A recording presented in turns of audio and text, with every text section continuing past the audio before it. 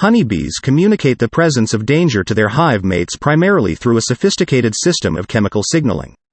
When a bee encounters a threat, such as a predator or a disturbance, it releases alarm pheromones that contain specific chemical compounds like isoamyl acetate, which have a strong, distinct odor.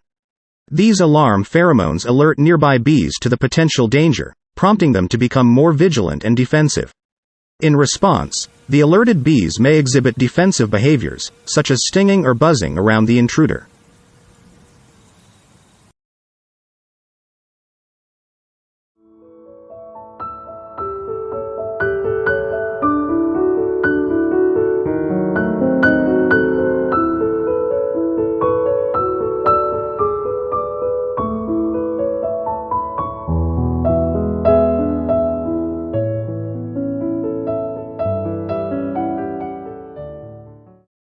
Thanks for watching this video.